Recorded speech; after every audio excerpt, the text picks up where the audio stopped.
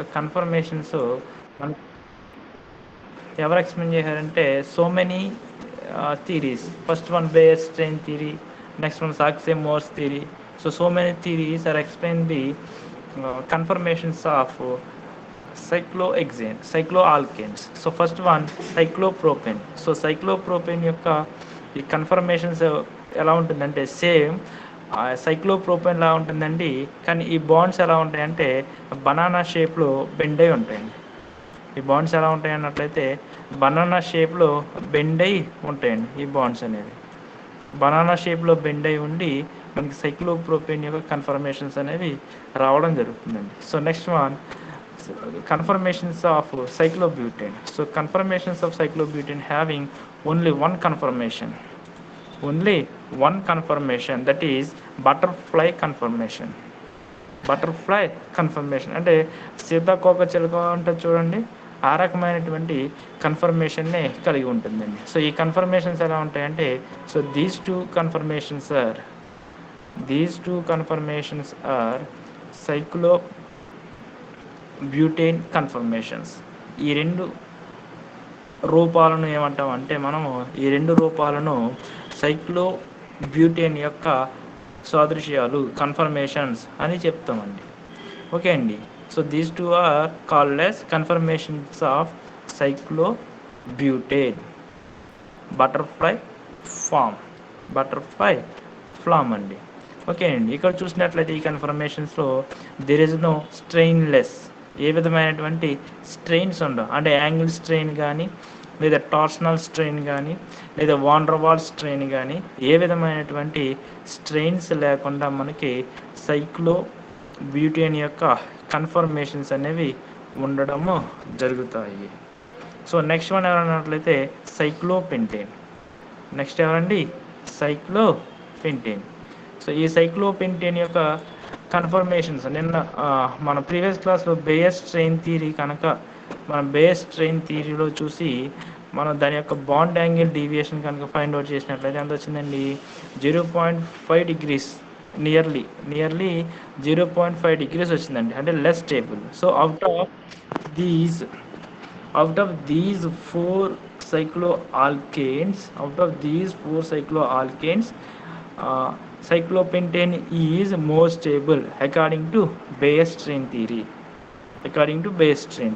So due to very less or nearly zero deviation from the tetrahedral angle, that is calculated by alpha deviation equal to 1/2 into 109 degrees 28 minutes minus alpha. So alpha means bond angle in the cycloalkane. Okay. So ఇప్పుడు ఈ సైక్లోపెంటేన్లో మనకి there is no deviation, almost zero deviation. So it is more stable cycloalkane when compared to other cycloalkanes. But Saxe-Morse theory, it is wrong. Cyclohexane is more stable conformation. Than these three cycloalkanes. Due to it having 4 isomers. Cyclohexane having 4 conformational isomers.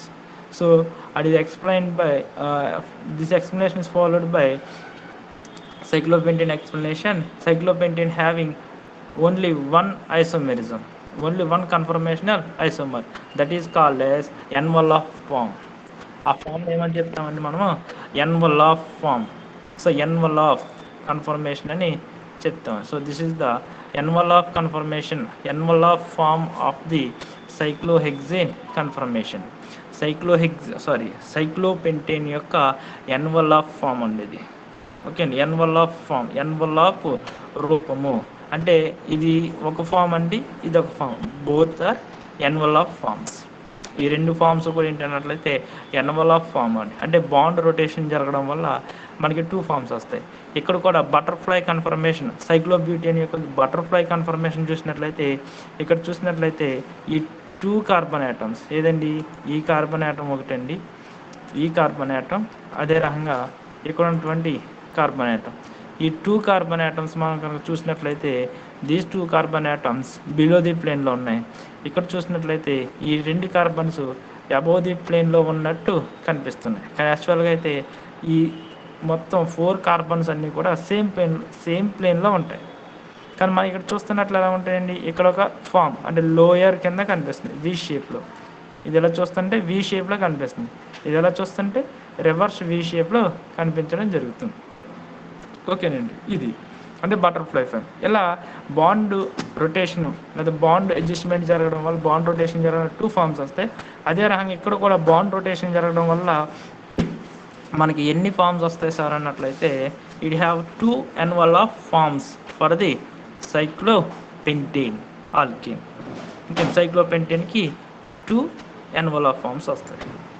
Okay అండి. So next one cyclohexane అండి. This is the cyclohexane confirmation.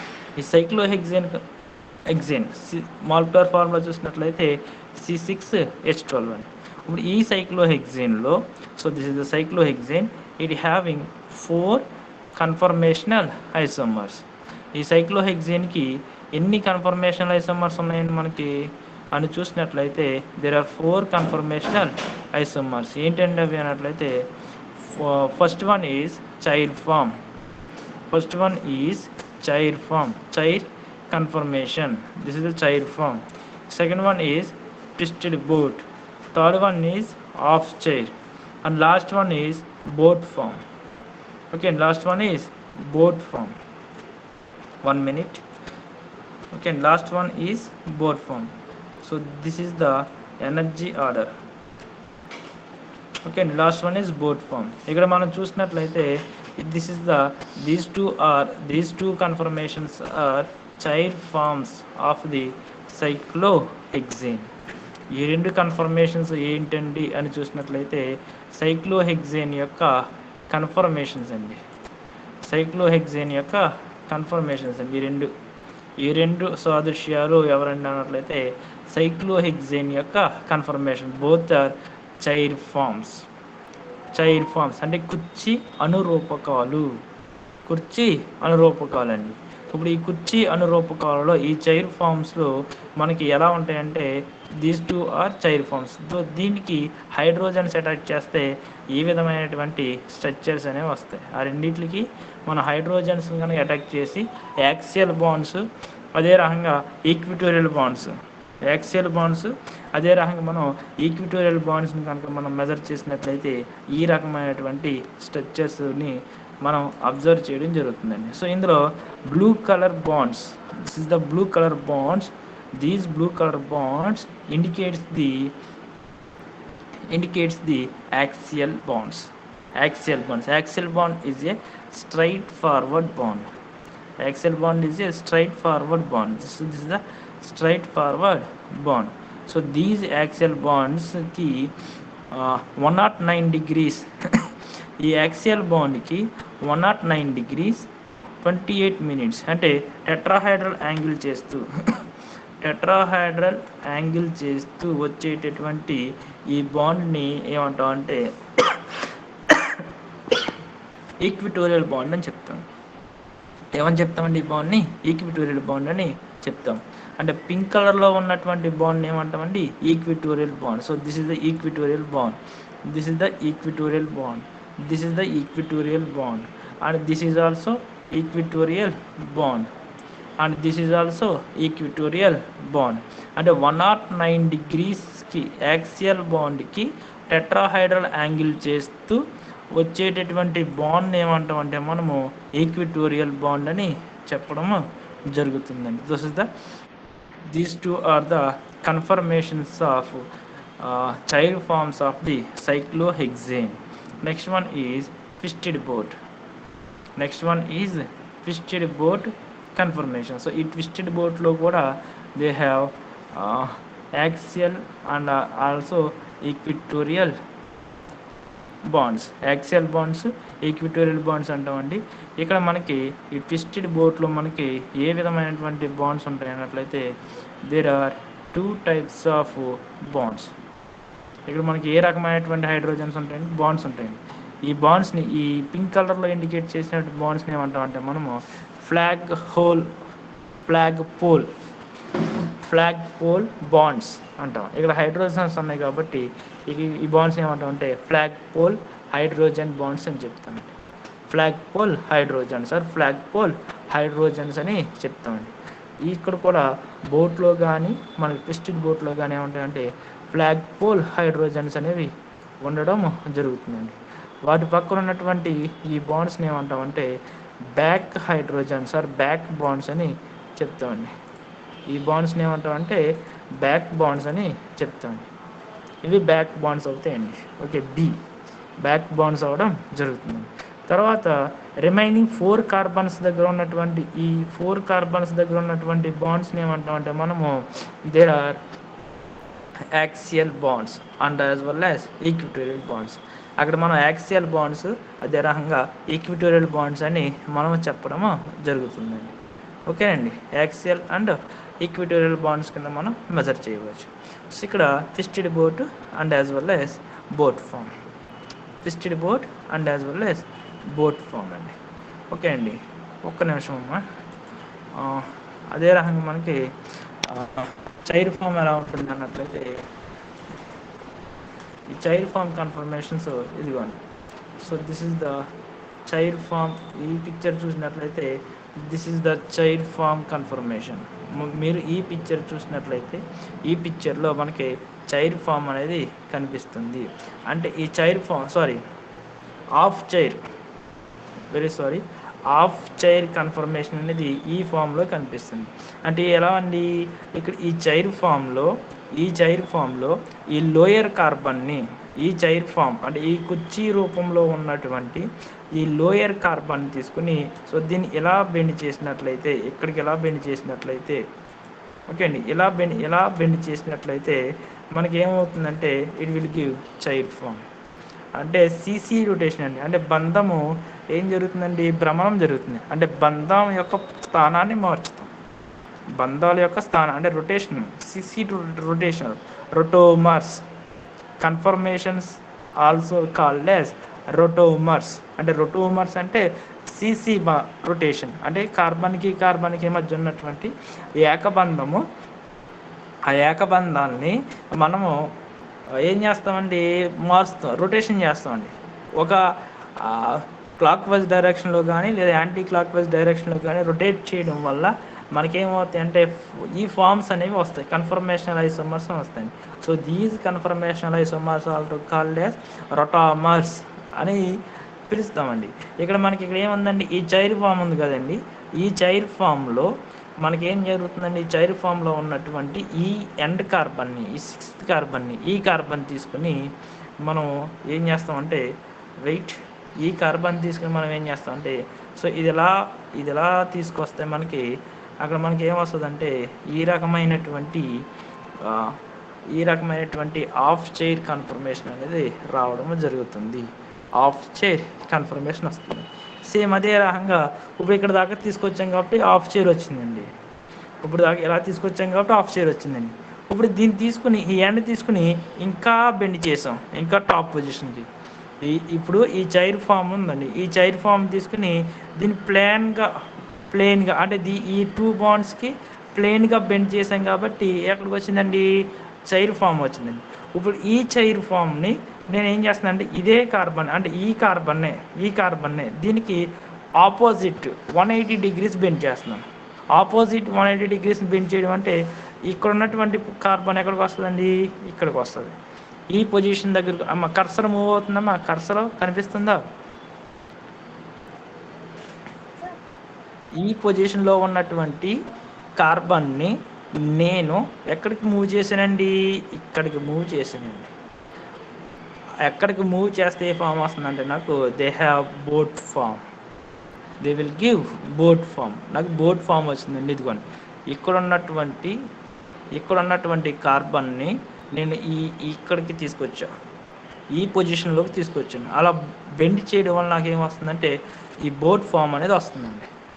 Okay అండి, ఇక్కడ ఈ 4 carbons ఉన్నాయి కదండి, ఈ 4 carbons యొక్క ఈ కార్బన్ పొజిషన్ అలా ఉంచాను, ఈ కార్బన్ యొక్క పొజిషన్ అలా ఉంచి ఈ 2 కార్బన్స్ యొక్క పొజిషన్ నేను చేంజ్ చేశాను. ఈ కార్బన్ యొక్క పొజిషన్ చేంజ్ చేస్తే మనకి ఏమొస్తుందంటే ట్విస్టెడ్ బోట్ అనేది రావడం జరుగుతుందండి. అంటే ఇక్కడ ఏం జరుగుతుందండి, bond rotation, bond angle, bond rotation జరుగుతుందండి. సిసి బాండ్ రొటేషన్ జరుగుతుంది. అంటే ఆ బాండ్ యొక్క పొజిషన్ అనేది చేంజ్ అవడం వల్ల మనకేం ఫామ్ అవుతుందంటే కన్ఫర్మేషన్స్ అనేవి ఫామ్ అవుతాయి. So these conformations are also named as rotomers అంటాం. So these are the 4 different types of conformations of cyclohexane: child form, half child form, boat form and as well as twisted boat form. ఇప్పుడు ఇందులో మనం ఈ half child తర్వాత boat form అని, ఇందులో మనకి twisted బోట్లో కానీ లేదా బోట్ ఫామ్లో కానీ ఈ 2 ఫామ్స్లో మనకి ఏముంటాయంటే ఫ్లాగ్ పోల్ బాండ్స్ ఉంటాయి. ఫ్లాగ్ పోల్ బాండ్స్ ఉంటాయి. ఈ బాండ్స్కి ఎవరు అటాచ్ చేయండి, హైడ్రోజన్ అటాచ్ అయింది. కాబట్టి ఈ హైడ్రోజన్స్ని ఏమంటాం అంటే మనము ఫ్లాగ్ పోల్ హైడ్రోజన్ అని చెప్తాం. ట్విస్టెడ్ బోట్లో కానీ లేదా బోట్ ఫామ్లో కానీ they have flag pole hydrogen. So due to flag pole hydrogens they will give van der Waals strains, van der Waal attractions. ఎందువల్ల వాండర్ వాల్ అట్రాక్షన్స్ వస్తాయంటే the electrons of hydrogen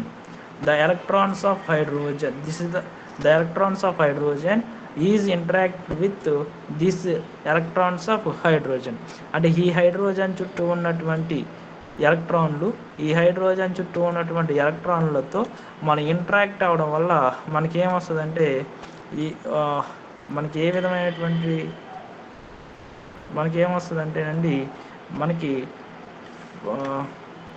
వాండర్ wall రేడి అనేది రావడము జరుగుతుంది. వాండర్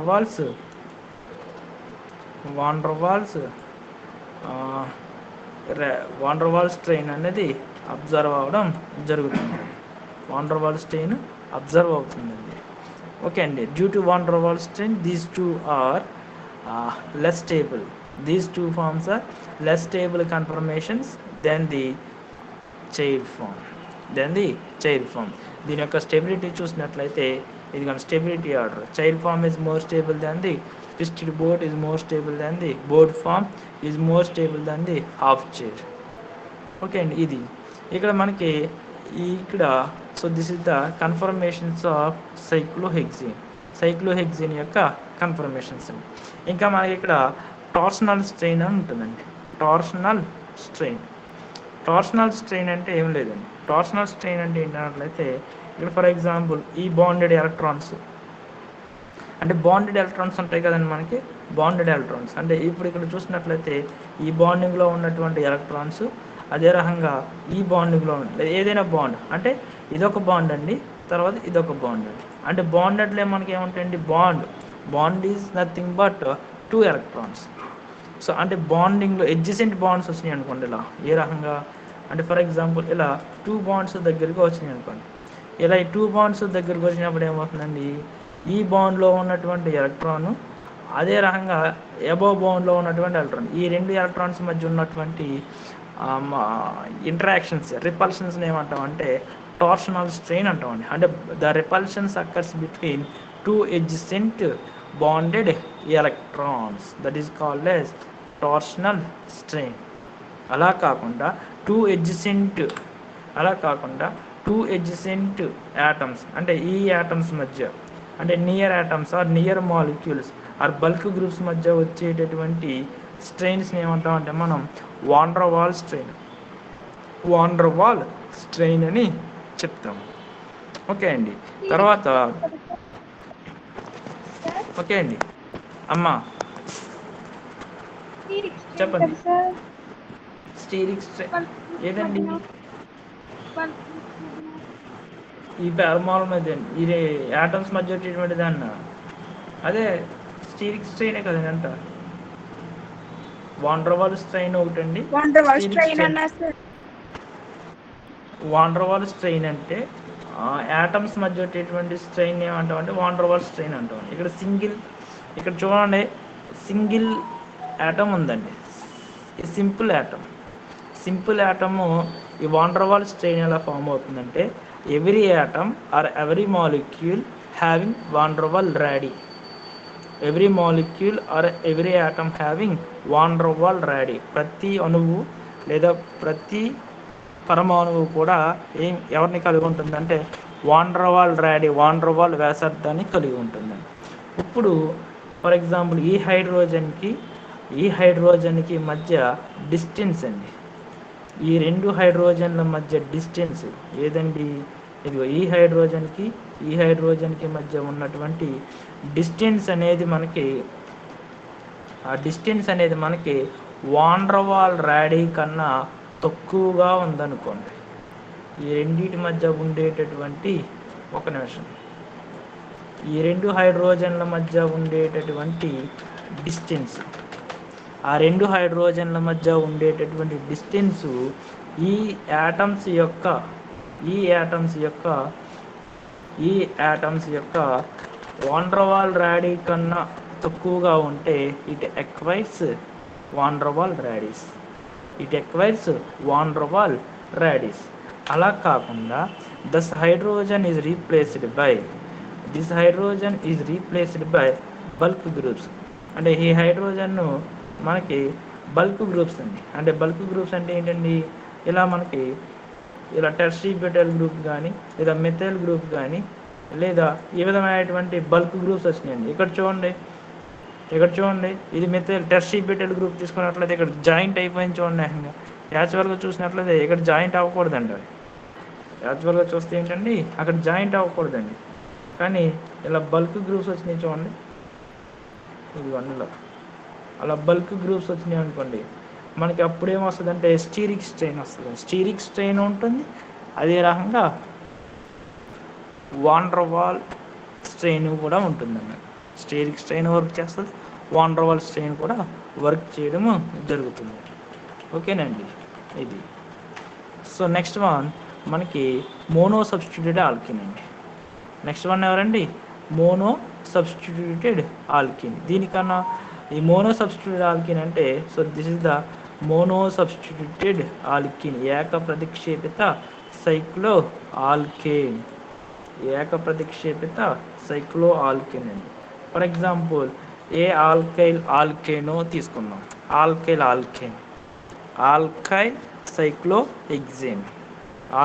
సైక్లోహెక్సేన్ కనుక మనం తీసుకున్నట్లయితే, so this is there are two conformations of mono alkyl cyclohexane. Mono alkyl సైక్లోహెక్సేన్లో మనకి ఎన్ని కన్ఫర్మేషన్స్ వస్తాయండి, 2 కన్ఫర్మేషన్స్ అనేవి రావడం జరుగుతుందండి. ఒకటి axial position, the R group is present at axial position. ఇది ఆర్ గ్రూప్ అనేది ఎక్కడ ఉంటుందండి, యాక్సియల్ పొజిషన్లో ఉంటుంది. Next one R group is present at the equatorial position. ఈ ఆర్ గ్రూప్ ఎక్కడ ఉంటుంది అన్నట్లయితే ఒక చోట యాక్సియల్ పొజిషన్లోను, ఇంకొక చోట ఎక్కడ ఉంటుందండి, ఈక్విటోరియల్ పొజిషన్లో ఉంటుందండి. when R group is present at the axial position, then it is very less stable. It have less stable due to 1,3 diaxial interactions. So this is the one type of attractions. This is the one type of strain present in the 1,3 diaxial attractions. Wait.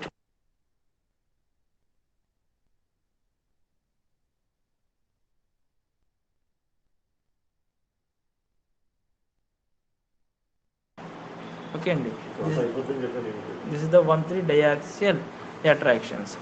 Okay అండి, ఈ 1,3 డయాక్సియల్ attractions వల్ల మనకు ఏం జరుగుతుంది అన్నట్లయితే stability decreases. అంటే ఆ attractions 1,3 diaxial interactions అంటాం. Interactions means this is the one type of strain. Due to this strain, it increases the energy of the molecule. So energy of the molecule is increases, then it is collapse. The stability of the molecule decreases. అక్కడ ఏం జరుగుతుందంటే ఆ molecule యొక్క stability అనేది decrease అవుతుందండి.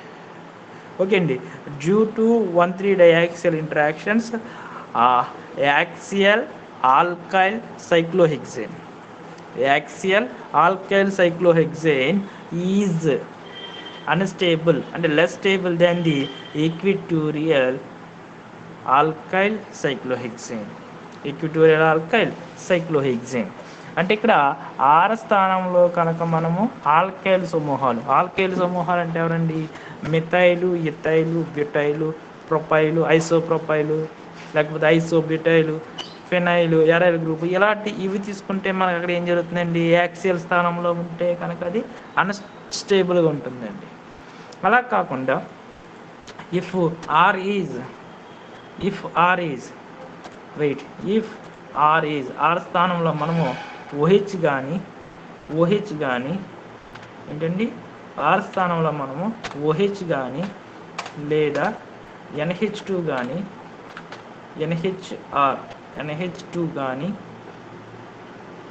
NH2 కానీ లేదా halogens NH2 కానీ లేదా హాలోజన్స్ అంటే ఎవరండి? Chlorine or fluorine or bromine or iodine. ఈ రకమైనటువంటి మోస్ట్ ఎలక్ట్రోనెగటివిటీ ఎలిమెంట్స్ అంటే OH అంటే ఆక్సిజన్, NH2 అంటే nitrogen, next halogens fluorine, chlorine, bromine, iodine. ఈ మోస్ట్ ఎలక్ట్రోనెగటివిటీ హైడ్రోజన్స్ ఈ ఆల్కైల్ గ్రూప్ 6 స్థానంలో తీసుకున్నట్లయితే so axial isomer is stable. Axial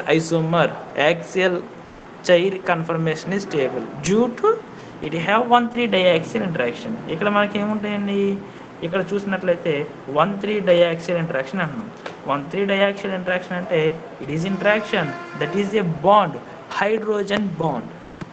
Hydrogen bond means the electrostatic attractions between most electronegativity element to the less electronegativity element. That is called 1,3-diaxial is interaction. 1,3-diaxial interactions are converted into hydrogen bond. So due to nature of substituent in the cyclohexane, sometimes axial is stable, sometimes equatorial is stable due to some other reasons. Okay andy, so this is the conformations of cyclohexane. అంటే cyclohexane యొక్క confirmations కింద చెప్పడం జరుగుతుందండి. అయిపోయింది sir. Okay sir, అయిపోయింది sir. Okay అండి, ఇది ఈ రకంగా. ఇప్పుడు ఇక్కడ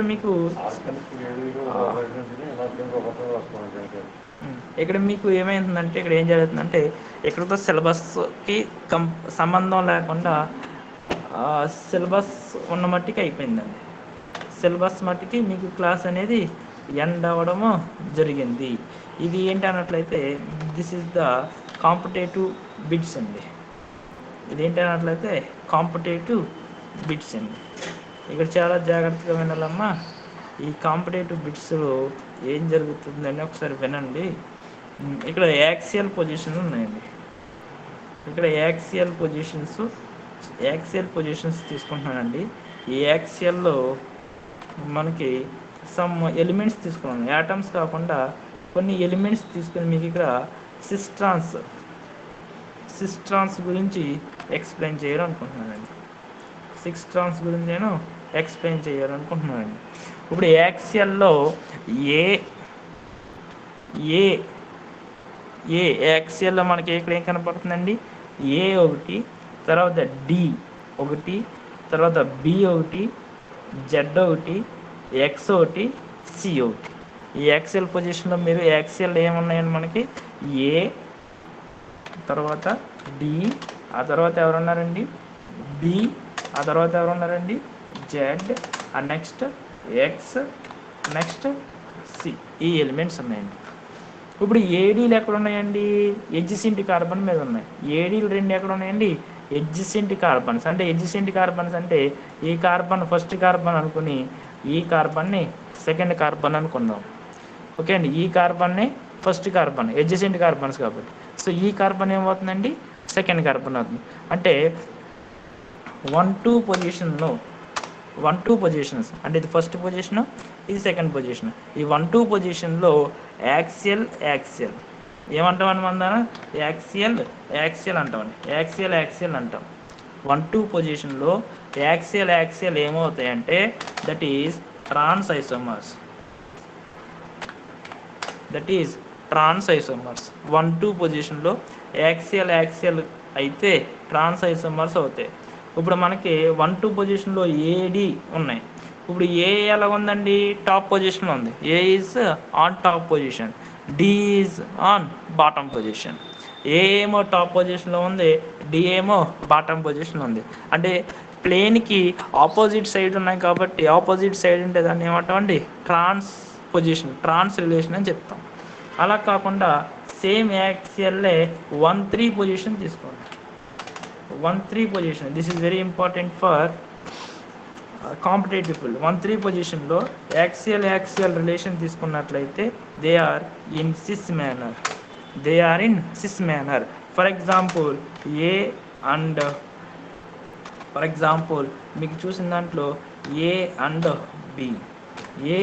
బి అంటే ఏబీలు కనుక తీసుకున్నట్లయితే ఇదిగోండి, ఇదొకటి ఏ, తర్వాత బి, ఇదిగోండి ఏ బి. ఓకే అండి, ఈ ఏబీలు ఎక్కడ కనిపిస్తున్నాయండి, 1-3 పొజిషన్ అంటే ఫస్ట్ కార్బన్ మీద ఏ ఉంది. ఫస్ట్ కార్బన్ మీద మనకి ఎవరు ఉన్నారండి, ఏ ఉండడము జరిగింది. ఓకే అండి, ఫస్ట్ కార్బన్ మీద ఎవరు ఉన్నారండి, ఏ. తర్వాత సెకండ్ కార్బన్ను వదిలేయండి, తీసేయండి, సెకండ్ కార్బన్తో పని లేదు. తర్వాత మళ్ళీ మనకి ఎవరు ఉన్నారండి, this is the third carbon.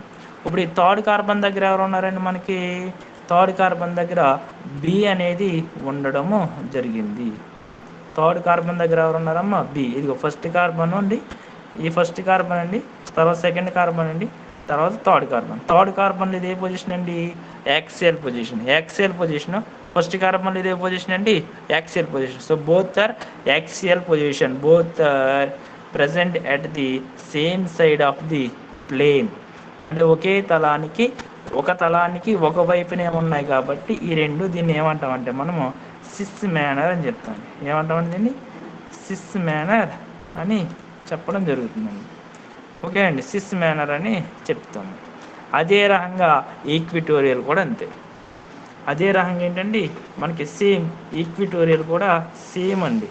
Equatorial కూడా అదే పొజిషన్ అండి. అంటే ఈక్విటోరియల్ కూడా ఏంటండి, అక్కడ ఏబీలా ఏంటి అన్నది కాదు, ఈ రిలేషన్ చాలా ఇంపార్టెంట్. ఈ సిస్ ఈక్విటోరియల్ కూడా అంతే అండి. అంటే 1-3 పొజిషన్లో ఏవైనా సబ్స్టిట్యూయెంట్స్ ఉండి అవి ఈక్విటోరియల్లో ఉన్నాయనుకోండి, 1-3 పొజిషన్లో అంటే 1వ కార్బన్ దగ్గర మళ్ళీ 3వ కార్బన్ దగ్గర, ఈ 2 కార్బన్ దగ్గర ఈక్విటోరియల్లో, అంటే ఈక్విటోరియల్ అంటే ఈ పింక్ కలర్లో ఉన్నది. ఫర్ ఎగ్జాంపుల్ ఇది ఒకటి ఆర్ అండి, ఇక్కడ కూడా నేనేం తీసుకుంటున్నానంటే ఆర్ఏ తీసుకుంటున్నానండి. లేదండి ఒక్క నిమిషం అమ్మా, ఇది కొంచెం కిందకి తీసుకురావాలి.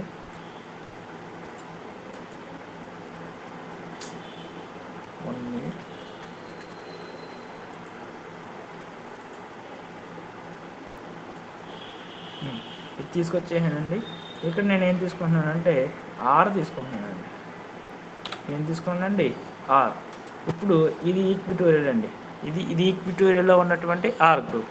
ఇది కూడా ఏంటండి ఈక్విటోరియల్లో ఉన్నటువంటి ఆర్ గ్రూప్. ఈ రెండు ఈక్విటోరియల్ 1-3 పొజిషన్లో ఈక్విటోరియల్ అయితే అది ఏంటండి సిస్ అవుతుంది. 1-3 పొజిషన్లో యాక్సియల్ అయితే అది ఏంటండి సిస్ అవుతుంది. అలా కాకుండా 1-2 పొజిషన్లోనే మనకి 1-2 పొజిషన్లోనే యాక్సియల్ కానీ ఇంకోటి ఏంటండి ఓఆర్ఆర్ ఈక్విటోరియల్ కానీ ఏమవుతుందంటే ట్రాన్స్ అవ్వడం జరుగుతుందండి. ఇక్కడ 1-2 పొజిషన్లో యాక్సియల్ ట్రాన్స్ అని చూపించాం. అదే రకంగా ఇది 1-2, ఇది ఫస్ట్ కార్బన్, ఇది సెకండ్ కార్బన్. ఓకే అండి, ఇదేమో ఫస్ట్ కార్బన్ అండి, ఇదేమో సెకండ్ కార్బన్ అండి. ఓకే అండి, ఇది సెకండ్ కార్బన్ అండి. ఈ ఫస్ట్ కార్బన్ సెకండ్ కార్బన్ దగ్గర ఏమవుతుందండి, ఈ ఆర్ ఈ హైడ్రోజన్. ఆర్ ఏమో ఎలా ఉందండి, ప్లేన్కి బిలోగా ఉందండి. ఆర్ ఎలా ఉందండి, ఈ ప్లేన్కి బిలోగా ఉండడం జరిగిందండి. కానీ ఈ హైడ్రోజన్కి ఎలా కనిపిస్తుందండి, ప్లేన్కి అబౌవ్గా కనిపించడం జరుగుతుందండి. సో ప్లేన్కి అబౌవ్గా ఉంది కాబట్టి 1-2 పొజిషన్లో యాక్సియల్ కానీ 1-2 పొజిషన్లో ఈక్విటోరియల్ కానీ ఎలా ఉంటుందంటే మనకి ట్రాన్స్ పొజిషన్లో ఉండడం అనేది జరుగుతుంది. అదే యాక్సియల్ ఈక్విటోరియల్ 1-2 పొజిషన్ 1-3 పొజిషన్ అయితే అదేంటండి సిస్ అవుతుందండి. అలా కాకుండా ఇంకో పొజిషన్ కూడా తీసుకోవచ్చండి. ఇంకోటి ఏంటండి అన్నట్లయితే 1-2 పొజిషన్లో ఎడ్జసెంట్గా యాక్సియల్ అండ్ ఈక్విటోరియల్. 1-2 పొజిషన్లో ఒకటి యాక్సియల్ ఒకటి ఈక్విటోరియల్. అంటే ఫస్ట్ కార్బన్ దగ్గర యాక్సియల్ బాండ్, సెకండ్ కార్బన్ దగ్గర ఈక్విటోరియల్ బాండ్ కనుక తీసుకున్నట్లయితే that is cis bonds. That is in cis manner. అలా కాకుండా 1-3 పొజిషన్లో ఒకటి యాక్సియల్ ఒకటి ఈక్విటోరియల్ కనుక తీసుకున్నట్లయితే దట్ ఈజ్ ట్రాన్స్ఫార్మ్. ఈ రిలేషన్స్ ఇంపార్టెంట్ అండి. That is transform. This is the today class. Okay అండి. If you have any doubts,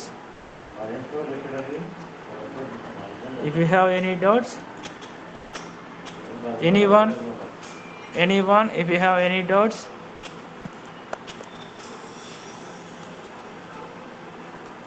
anyone if you have any doubts.